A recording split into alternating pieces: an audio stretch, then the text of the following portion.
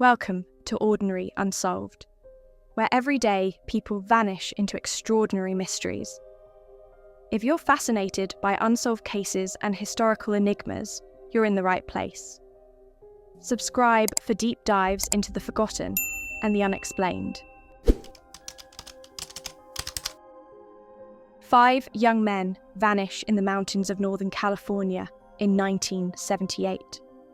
Their car is found abandoned on a remote, snowy road, far off their planned route. Months later, 4 of their bodies are discovered, under strange circumstances, and 1 is never found. No one knows why they were there. No one knows what really happened. The mourning can begin for some of the families, and in a way maybe their agony is over. For the lawmen, there lies a bigger job ahead, trying to find the answer to the baffling question of what the men were doing here. Did they get here on their own, and why? Or were they brought here deliberately and left behind to die? This is the chilling mystery of the Yuba County Five. Jack Madruga, Bill Sterling, Jack Hewitt, Ted Wire, and Gary Mathias. 5 friends from Yuba City, all between 24 and 32. All had slight intellectual disabilities or mental health challenges, but they were highly functioning, close-knit, and deeply supported by their families. They loved basketball and were thrilled to play in a Special Olympics game the next day. On February 24, 1978, they piled into Madruga's Mercury Montego and drove 50 miles north to watch a college basketball game at Chico State. That would be the last time they were seen alive. 2 days later, the car was found abandoned on a remote mountain road in the Plumas National Forest. It was stuck in light snow, but wasn't damaged. The keys were missing. The area was nearly 70 miles from Chico, completely out of the way, up in the mountains, in freezing conditions. The families were baffled. The boys hated the cold. They weren't dressed for the mountains.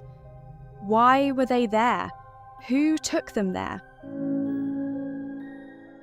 For months, there was no sign of them. Helicopters searched, flyers went up, a reward was offered, but the snow buried the clues. Nothing, until the thaw.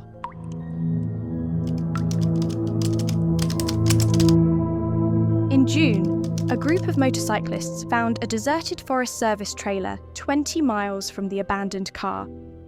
Inside was the body of Ted Wire, stretched out on a bed, wrapped tightly in sheets.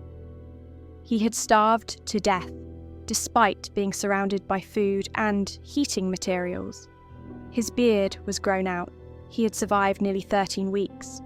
His feet were badly frostbitten. Ted Wire's body, found in the Forest Service trailer, indicated he had survived 8 to 13 weeks after the group's disappearance. He had lost 80 to 100 pounds, weighing just 120 pounds at the time of his death, and his feet were frostbitten and gangrenous, making it unlikely he could walk or even leave the bed. His body was wrapped in tightly tucked sheets, something he couldn't have done himself, suggesting someone else had been with him. Without oxygen or medical treatment, neither of which was available in the trailer, the other men could do little to save him. It's possible that his worsening condition prompted the others to leave the trailer in a desperate attempt to seek help. Why didn't he use the supplies or break a window for help? Nearby, searchers found the remains of Jack Madruga and Bill Sterling. Both had died of exposure. Their bodies were scattered by animals. Later, Jack Hewitt's remains were found off the trail. But Gary Mathias, the one with schizophrenia, was never found.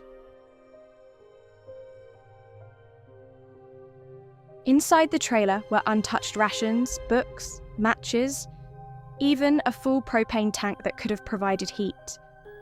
Why hadn't they used them? Someone had been there for weeks. Was Gary taking care of Ted? Or had something gone wrong? Many theories have been suggested, They were chased up the mountain after witnessing something. They got lost and tried to find help. Gary had a schizophrenic episode and led them astray. Foul play. The families of the men remained convinced that something, or someone, had forced the group into the wilderness. There was some force that made them go up there, said Jack Madruga's mother, Mabel. We can't visualize someone getting the upper hand on those 5 men, but we know it must have happened. Ted Wyer's sister-in-law speculated that the men might have seen something at the basketball game or parking lot that they didn't fully realize was significant. One man claimed he saw 5 men in a red pickup truck the next day. One of them seemed confused, but that lead went nowhere. To this day, no one knows how or why the Yuba County Five ended up in those freezing mountains. One of them, Gary Mathias, vanished without a trace. The rest died in the cold, despite having everything they needed to survive. It's a story of questions with no answers, and lives lost too soon. What do you think happened to the Yuba County Five? Drop your theories in the comments. And don't forget to like, subscribe, and share for more chilling mysteries from Ordinary Unsolved.